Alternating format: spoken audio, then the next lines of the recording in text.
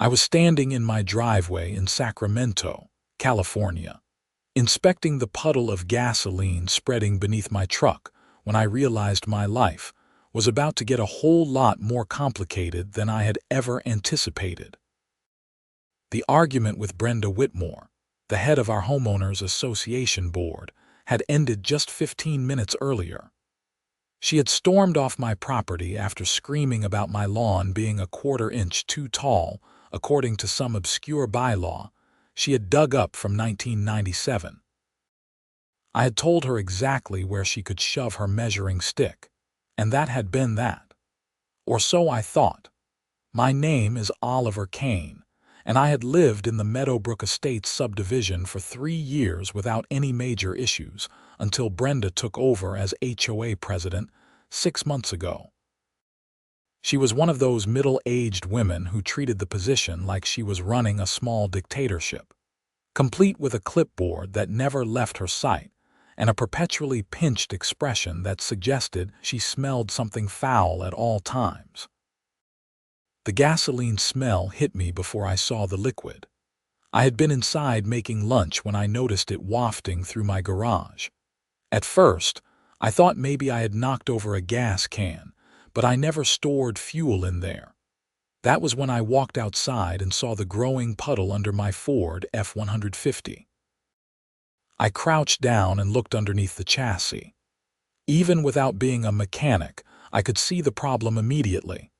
The fuel line had been cut clean through. This was not wear and tear. This was not an animal chewing through something. This was a deliberate, clean slice that had severed the line completely. My stomach dropped. The argument with Brenda replayed in my mind.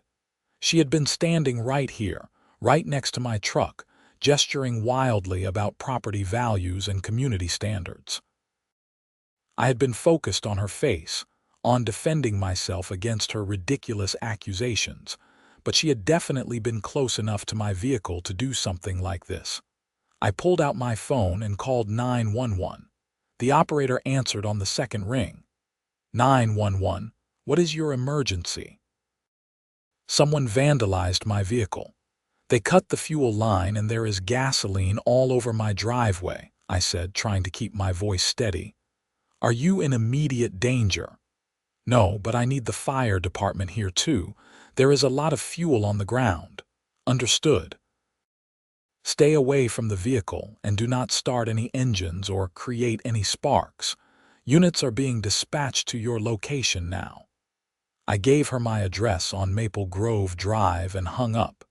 Then I did what any reasonable person in 2025 would do. I checked my security cameras. I had installed a comprehensive system last year after a string of package thefts in the neighborhood. 4 cameras covered different angles of my property, including one pointed directly at my driveway. I pulled up the app on my phone and scrolled back to the footage from 15 minutes ago. There it was, clear as day. Brenda, in her typical khaki Caprice and white tennis shoes, standing beside my truck during our argument. The timestamp showed 11:47 a.m. I watched as we argued, my arms crossed, her pointing at my lawn with her ever-present clipboard. Then, at 11:52 a.m., as I turned to gesture toward my neighbor's yard, which was actually taller than mine, Brenda bent down beside my truck. The angle was perfect. I could see her pull something from her pocket. It looked like a utility knife. She reached under my truck, and I could see her arm moving in a sawing motion. The whole thing took maybe 10 seconds. Then she stood up, slipped the knife back into her pocket, and resumed yelling at me as if nothing had happened. We argued for another minute before she turned and marched back toward her white Lexus parked on the street. I felt my hands shaking as I saved the footage and created a backup copy to my cloud storage. This was not just HOA overreach anymore. This was criminal vandalism at minimum, maybe more. She had created a legitimate safety hazard. Gasoline pooling in a residential driveway could ignite from anything. A cigarette, a spark from a tool, Even the heat from the sun hitting metal could potentially cause a fire. The fire truck arrived first, followed quickly by a police cruiser. The firefighters immediately set up a perimeter and started spreading absorbent material over the gasoline. One of them, a stocky guy with a gray mustache, examined the cut fuel line and shook his head. "This was intentional," he said to the police officer, a young woman named Officer Patricia Donnelly according to her name tag. "Clean cut. Someone used a blade." Officer Donnelly took out her notepad. "Mr. Kane, you said you know who did this." "I have it on video," I said, pulling up my phone. "The HOA president, Brenda Whitmore. We had an argument about my lawn height and she cut the line during it. I did not realize what she had done until after she left. I showed her the footage." Officer Donnelly watched it twice, her expression growing more serious each time. "I need you to send me this footage," she said, giving me her email address. "This is clear evidence of vandalism and reckless endangerment. There are also potential charges related to tampering with infrastructure, though that might fall under different jurisdiction." "What do you mean?" I asked. "Fuel lines can be considered part of the vehicle's infrastructure, but there are also specific laws about tampering with fuel systems because of the safety hazards. I need to make some calls.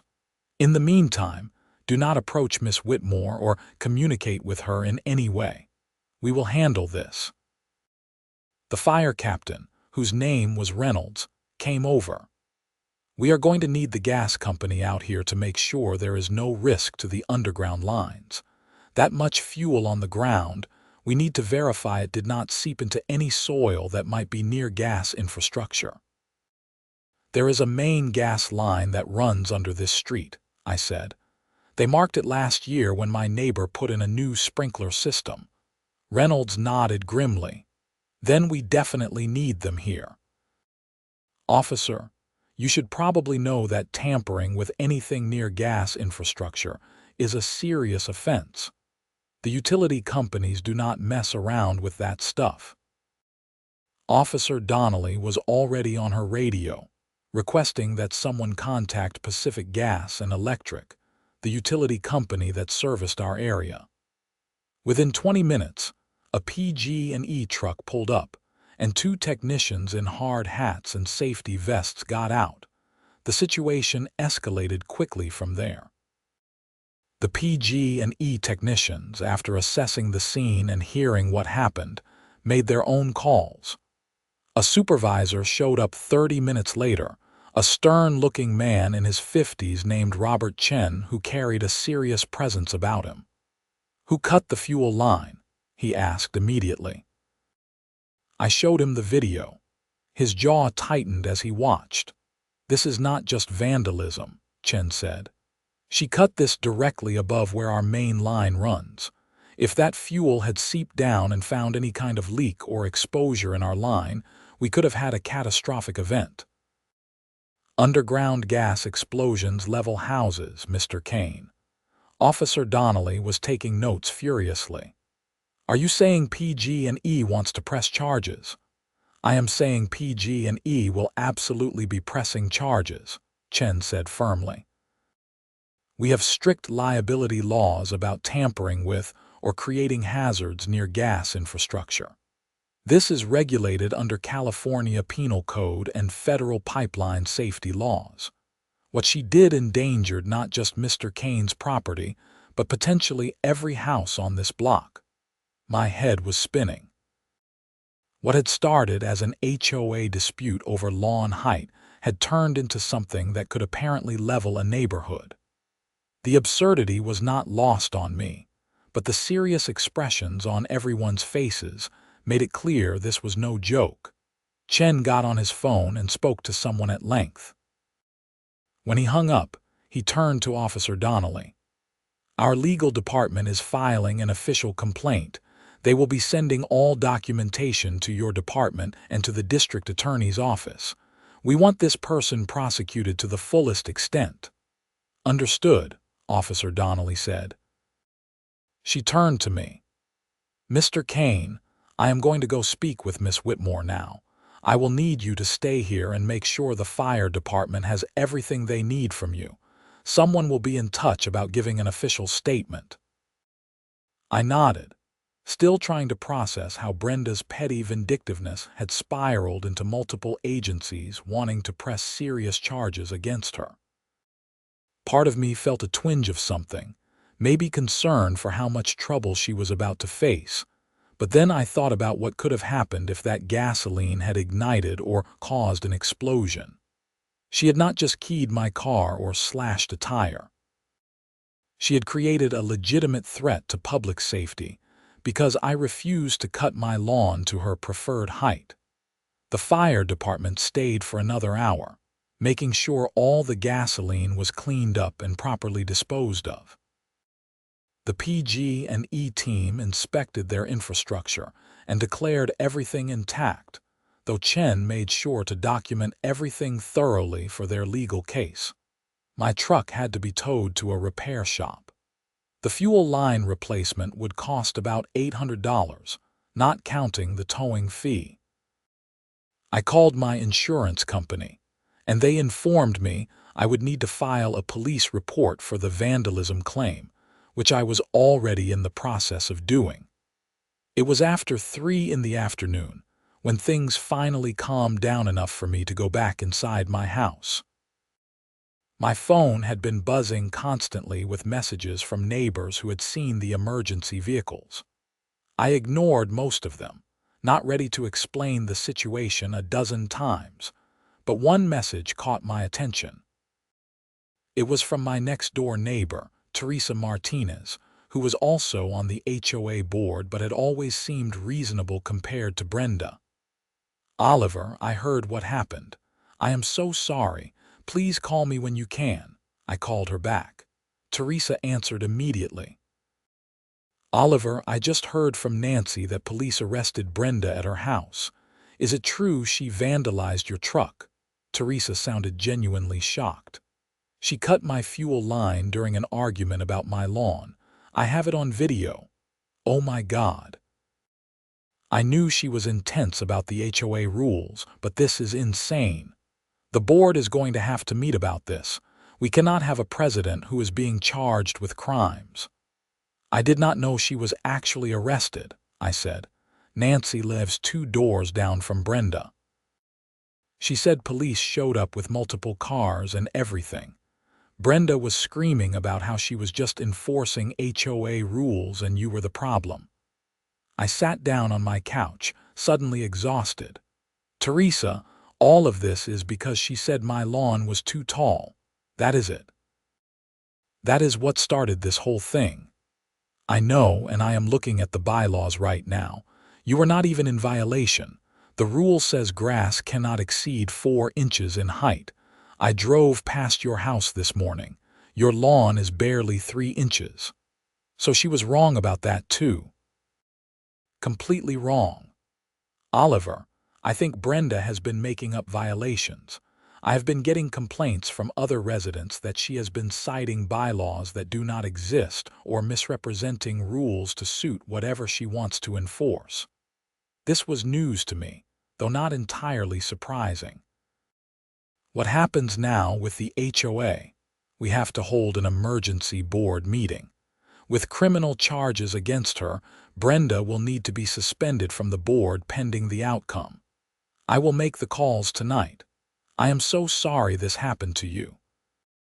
After hanging up with Teresa, I opened my laptop and started documenting everything.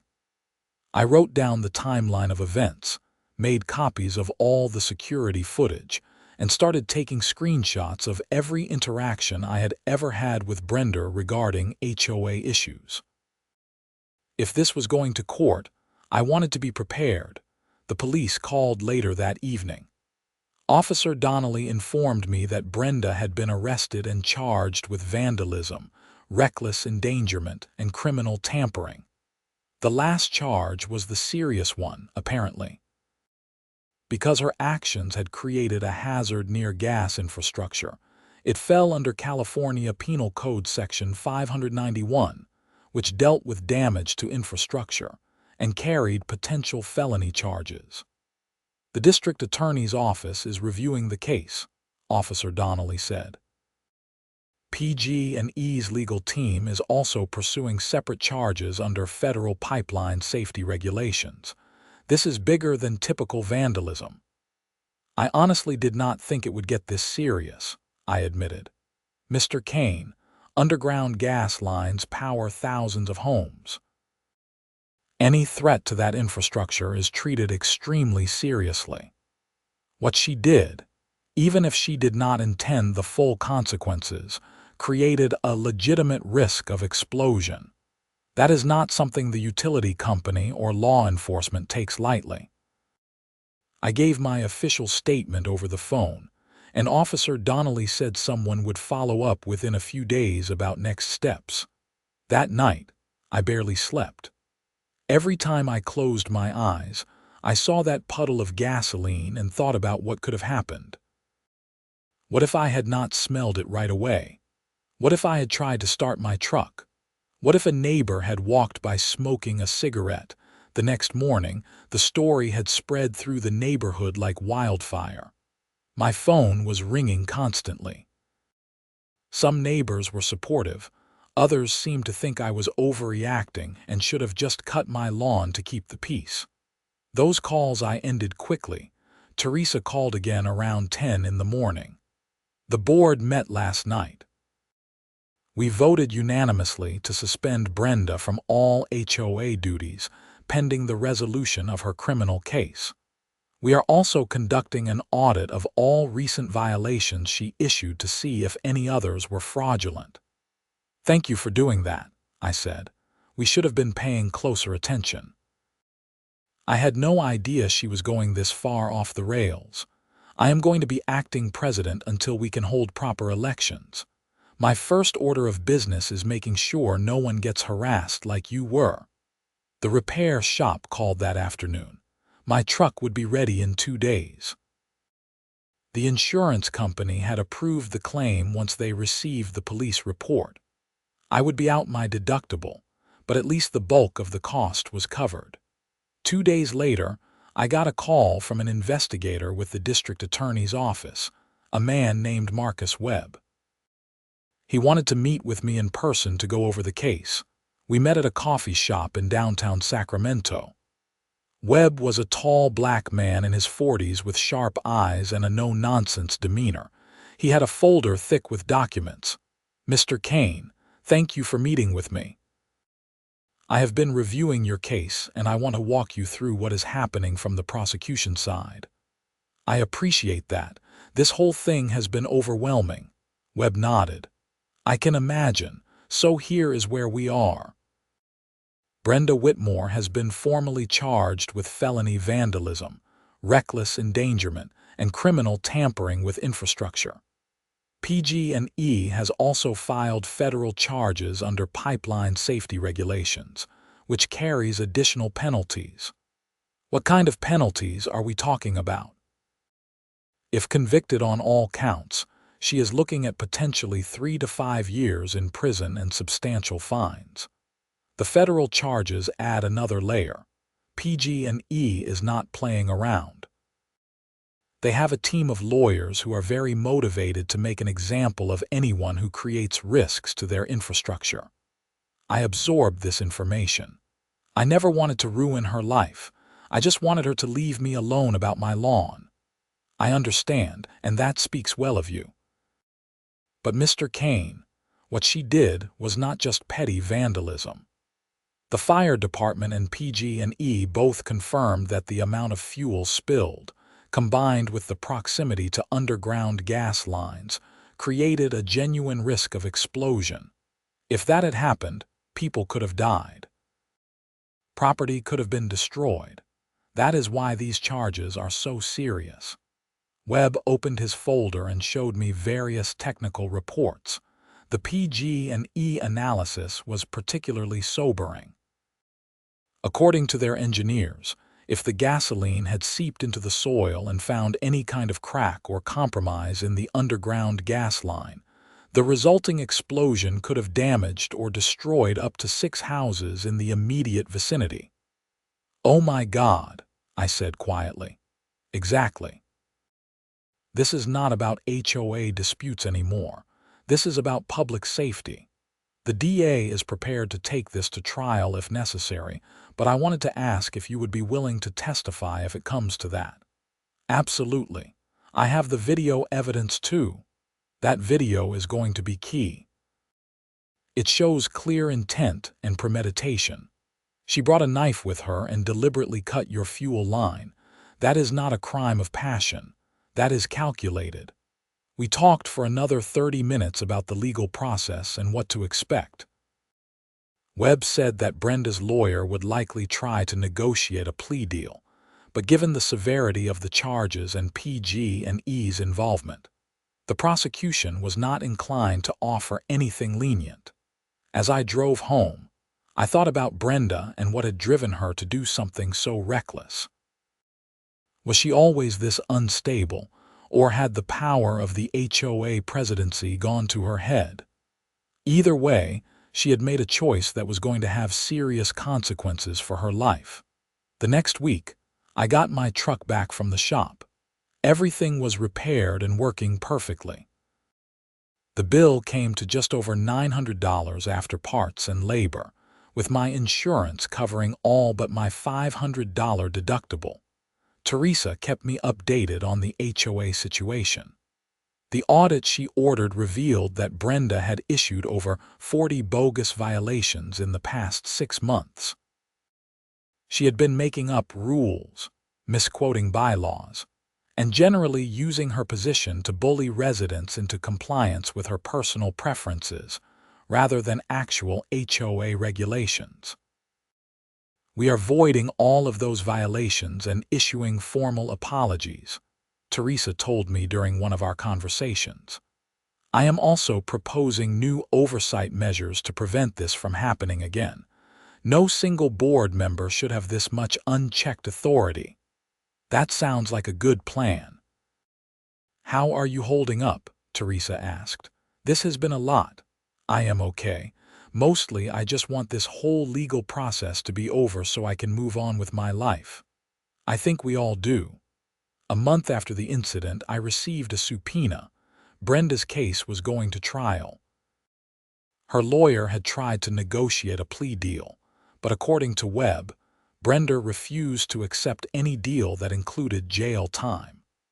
She was apparently still convinced she had been in the right, and that I was the villain in this scenario for not maintaining my lawn to her standards. The trial was scheduled for 3 months out, which gave me plenty of time to prepare. Webb met with me twice more to go over my testimony and make sure I was ready for cross-examination. He warned me that Brenda's lawyer would try to paint her as an overzealous volunteer who made a mistake in judgment rather than a criminal. "Just stick to the facts," Webb advised. "Tell the truth about what happened, and the video evidence will speak for itself." During those 3 months, life in Meadowbrook Estates slowly returned to normal. Teresa proved to be an excellent acting HOA president. She focused on actual issues like road maintenance and community events, rather than measuring lawn heights and policing everyone's lives. I ran into several neighbors who told me they were relieved that Brenda was gone. Apparently, I was not the only one who had been targeted by her overzealous enforcement of made-up rules. One neighbor, an elderly man named George, told me that Brenda had threatened to fine him $500 because his house number plaque was not regulation size, even though he had installed it 15 years earlier and it met all actual HOA guidelines. "She was out of control," George said. "I am glad someone finally stood up to her, even if it happened in a terrible way." The trial began on a Monday morning in September. I took the day off work and dressed in my best suit. The Sacramento County Courthouse was an imposing building downtown, and I felt nervous as I walked through security and found the correct courtroom. Webb met me outside, ready as I will ever be. The courtroom was smaller than I expected. Brenda sat at the defense table with her lawyer, a slick-looking man in an expensive suit named Richard Chen. She was wearing a conservative dress and had her hair pulled back, clearly trying to look sympathetic and respectable. She did not look at me as I entered. The prosecution side had not just Webb, but also a lawyer from PG&E's legal team, a stern woman named Jennifer Adams who looked like she ate defendants for breakfast. The judge, a dignified older woman named Judge Patricia Hernandez, called the court to order. The trial lasted 3 days. The prosecution laid out their case methodically. They showed the security footage, which played on a large screen for the jury to see clearly. The gasps from the jury box when Brenda pulled out the knife and cut my fuel line were audible. They called the fire captain, who testified about the dangers of gasoline pooling near infrastructure. They called the PG&E technicians, who explained in detail what could have happened if that fuel had compromised the underground gas line. When it was my turn to testify, I walked through exactly what happened that day. Webb asked me about the argument, about what Brenda had said, and about when I discovered the damage. "Did you see Miss Whitmore cut your fuel line?" Webb asked. "No, I did not see it happen in person. But I have security footage that clearly shows her doing it." "And what was your reaction when you saw that footage?" I was shocked and scared. I realized how dangerous what she did was. Brenda's lawyer, Chen, tried his best during cross-examination. "Mr. Kane, is it not true that you and Miss Whitmore had a contentious relationship before this incident? We had disagreements about HOA matters, yes. And is it not true that you were in violation of HOA bylaws regarding your lawn height?" "No, that is not true. The HOA conducted an audit after this incident and determined that my lawn was well within regulations. Miss Whitmore had been citing non-existent bylaws." Chen looked annoyed but pressed on. "You admit you said something crude to Miss Whitmore during this argument." "I told her where she could put her measuring stick. I did not threaten her or touch her in any way." "But you were verbally aggressive." "I was defending myself against false accusations." Webb objected at several points when Chen tried to make it seem like I had somehow provoked Brenda into cutting my fuel line. Judge Hernandez sustained most of the objections. The PG&E testimony was particularly damning. Jennifer Adams put on a compelling case about the serious nature of tampering with anything near gas infrastructure. She brought in an engineer who created a 3D model showing what the explosion radius would have been if the gasoline had ignited the underground line. The model showed 6 houses completely destroyed and dozens more damaged. Potential casualties could have been in the double digits. Brenda's defense strategy seemed to be that she had been under stress and made a terrible error in judgment, not that she intended to create such a serious hazard. Chen called a psychologist who testified that Brenda had been dealing with anxiety and depression related to her divorce, which had been finalized 2 months before the incident. While Miss Whitmore's actions were wrong, they were the result of diminished capacity due to mental health struggles, not malicious intent, Chen argued in his closing statement. Webb was having none of it. "Ladies and gentlemen of the jury, you have seen the video evidence. You have heard from experts about the dangers Miss Whitmore created. This was not a momentary lapse in judgment. She brought a knife to an argument. She deliberately and methodically cut Mr. Kane's fuel line. She then walked away without warning anyone about the hazard she had created. Those are the actions of someone who knew exactly what she was doing. Mental health struggles do not excuse creating life-threatening hazards for an entire neighborhood." The jury deliberated for less than 4 hours. When they returned, the foreman read the verdicts: guilty on all counts. Brenda's face crumpled, and she started crying. Her lawyer put a hand on her shoulder, but she shook it off. Judge Hernandez scheduled sentencing for 2 weeks later. I left the courthouse feeling a strange mix of relief and sadness. I had not wanted this to become such a huge ordeal, but at the same time, I knew justice had been served. What Brenda did was serious and dangerous, and she needed to be held accountable. The sentencing hearing was less dramatic than the trial. Judge Hernandez listened to statements from both sides. Webb argued for a significant prison sentence to send a message about the seriousness of tampering with infrastructure. Chen pleaded for leniency, emphasizing Brenda's lack of prior criminal record and her mental health issues. Judge Hernandez was not swayed. Miss Whitmore, you held a position of responsibility in your community, and you abused that position to harass and ultimately endanger your neighbors. The evidence shows that you deliberately created a hazard that could have resulted in loss of life and destruction of property. While I acknowledge your personal struggles, they do not excuse your actions. You had multiple opportunities to walk away from the situation, and instead, you chose escalation and violence. She sentenced Brenda to 3 years in state prison, with the possibility of parole after 18 months.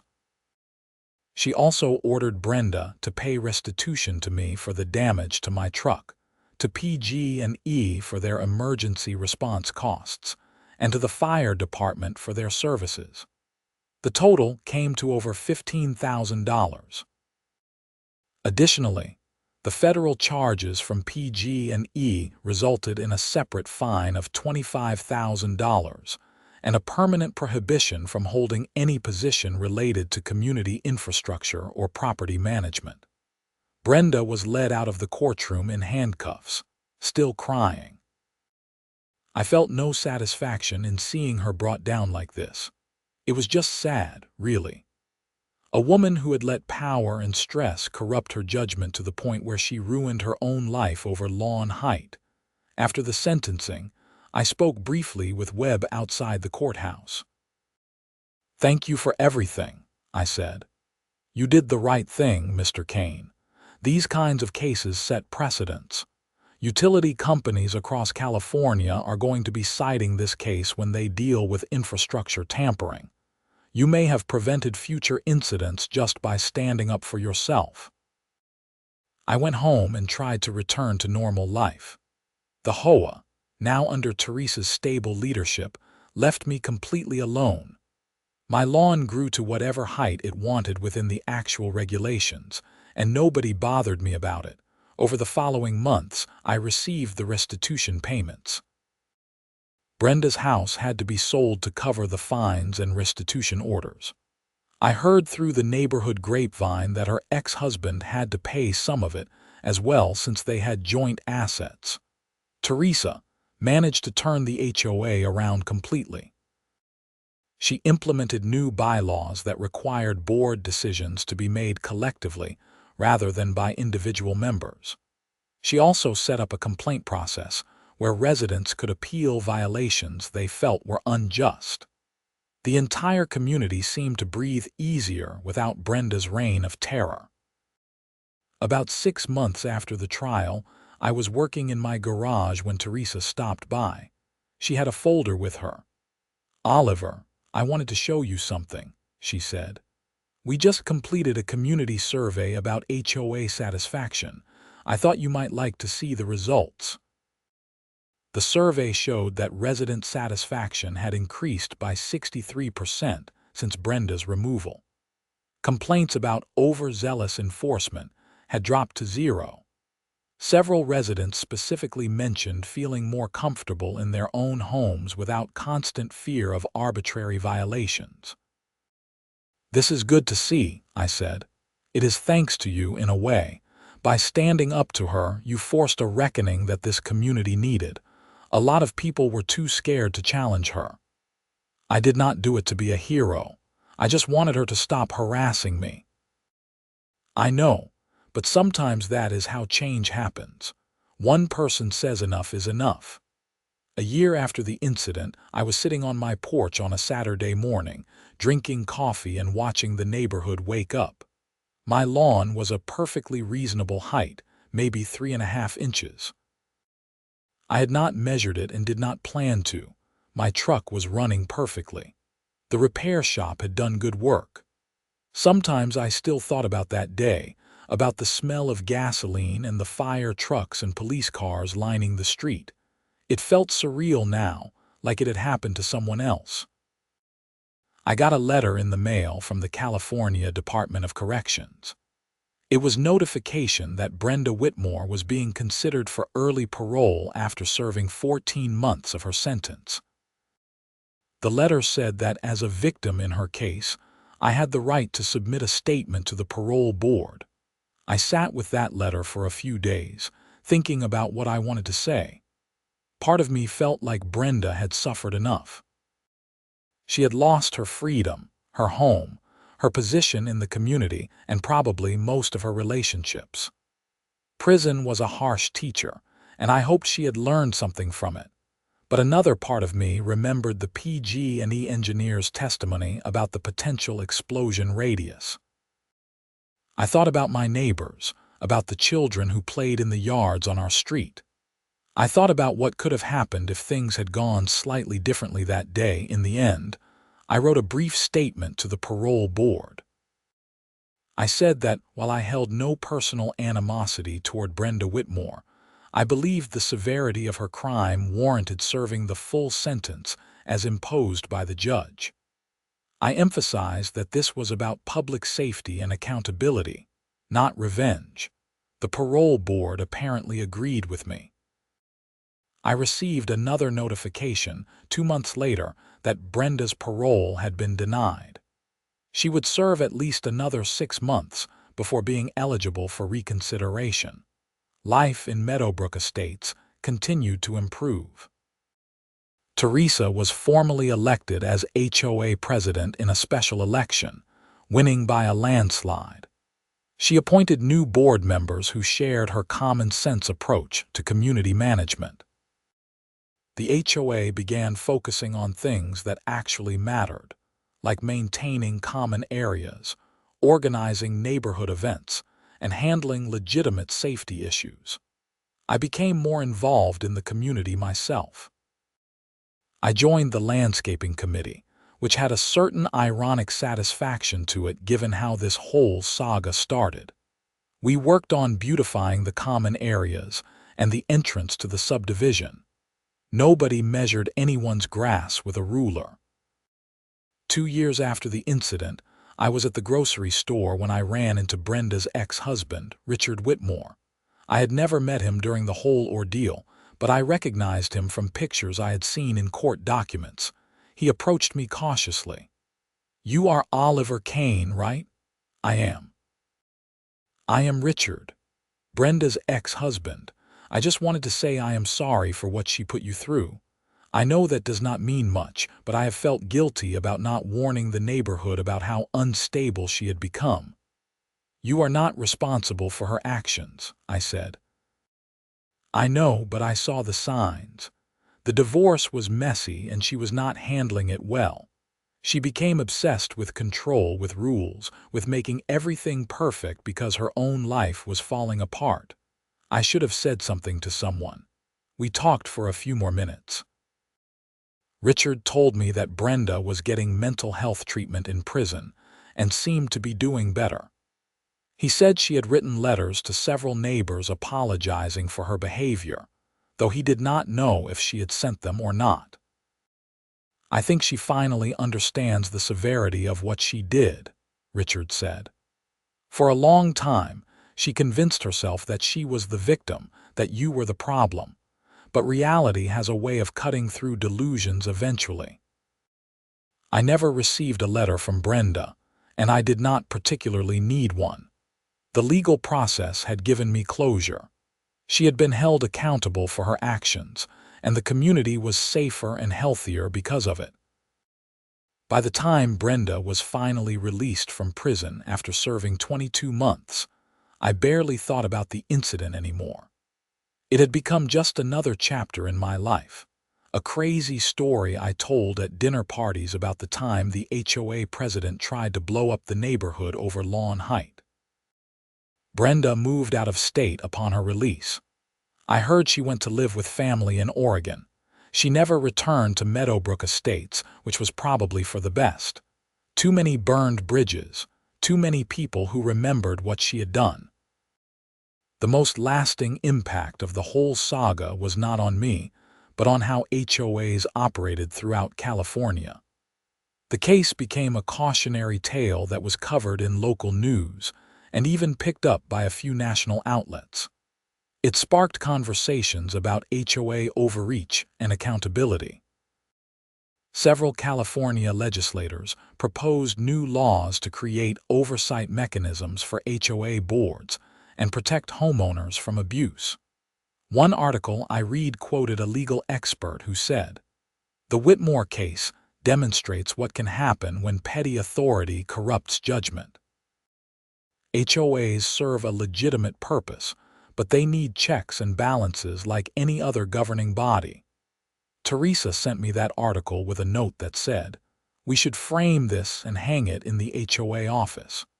3 years after the incident, I was finally ready to refinance my house. The real estate agent who came to do the appraisal was a chatty woman who mentioned she lived in a subdivision across town. "You like your HOA?" she asked while measuring my living room. I laughed. "I have had some interesting experiences with ours, but it is much better now." "I've heard horror stories," she said. "My friend lived in a neighborhood where the HOA president was arrested for something crazy, cut somebody's fuel line or something like that." "That was my neighborhood," I said. "I was the somebody." Her eyes went wide. "No way, that was you." I read about that case when I was studying for my real estate license. They use it as an example of HOA liability and criminal overreach. Glad my trauma could be educational. She laughed nervously. "I am sorry, I should not have brought it up." But seriously, that case changed how a lot of people think about HOA management. My subdivision rewrote their bylaws because of it. It was strange to think that my experience had rippled out that far. I had just been trying to live my life and maintain my property in peace. I never intended to become a case study or a cautionary tale.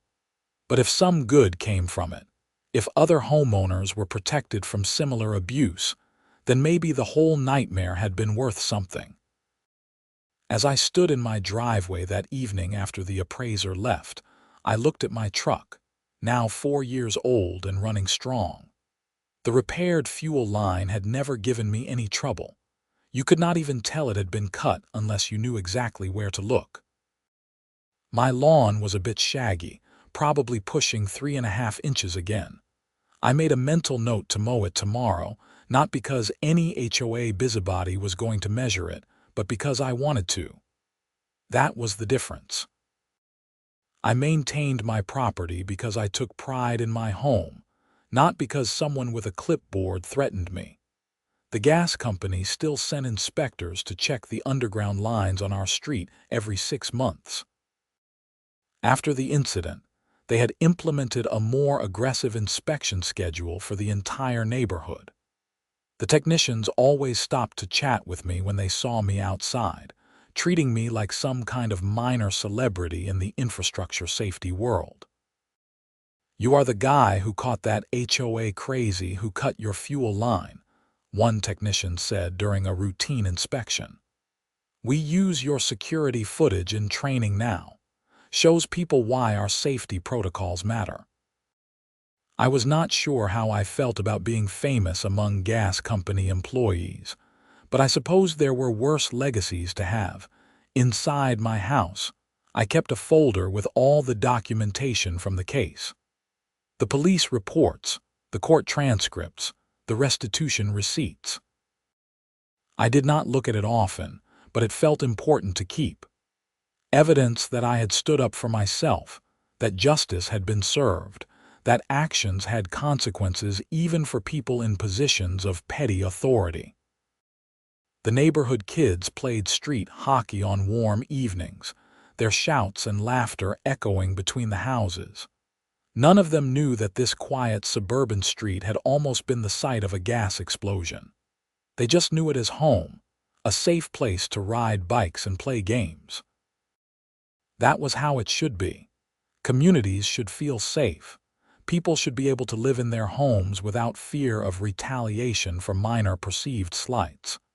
HOAs should serve their residents, not terrorize them.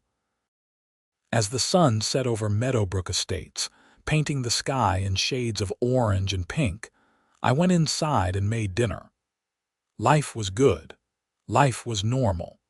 And my lawn could grow to whatever height it wanted as long as it stayed under the actual 4-inch regulation, which it always did anyway.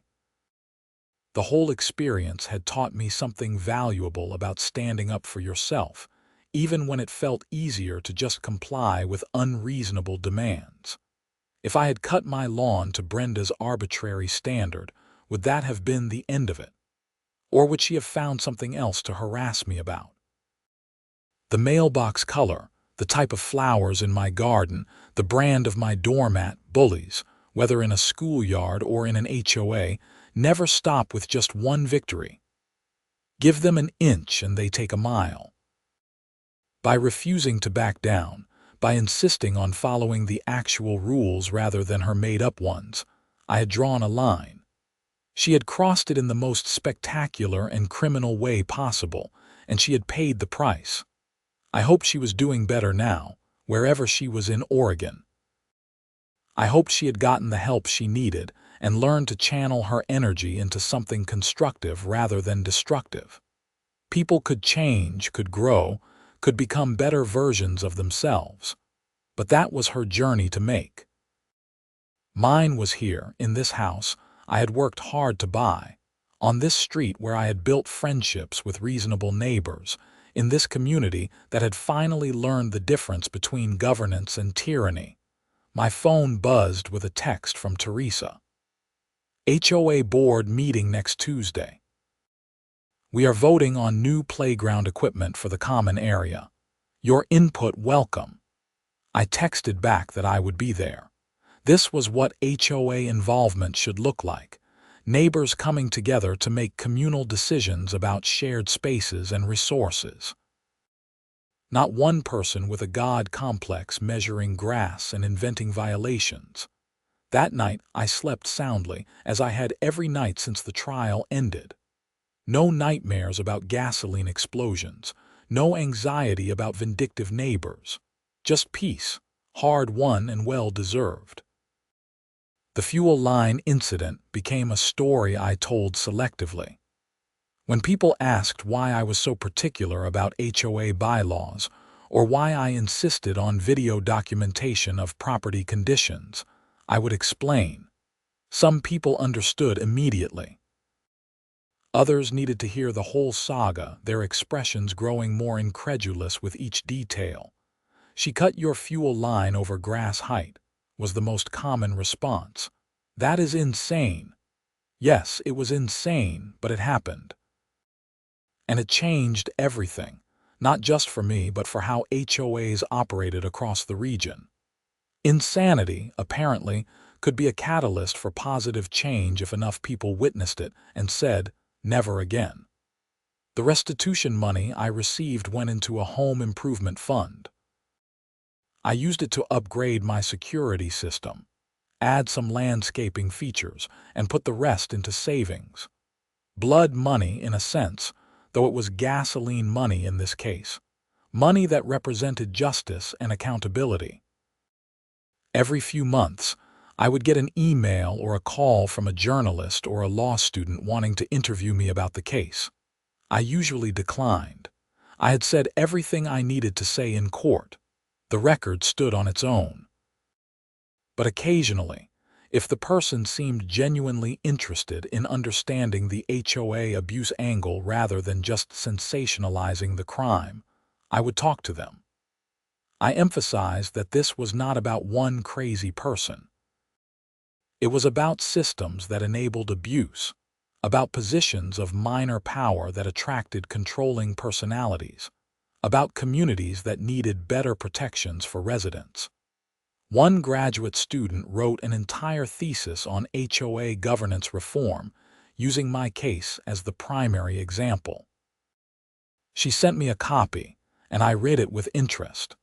Her conclusion was that HOAs needed to be treated more like actual governments, with transparency requirements, term limits, and meaningful oversight. I agreed with her completely and said so when she interviewed me for her research. Years continued to pass. My truck eventually got traded in for a newer model.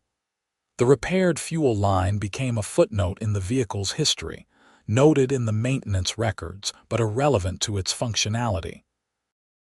Brenda Whitmore became a name I rarely thought about, just another person I had crossed paths with whose choices had led to consequences.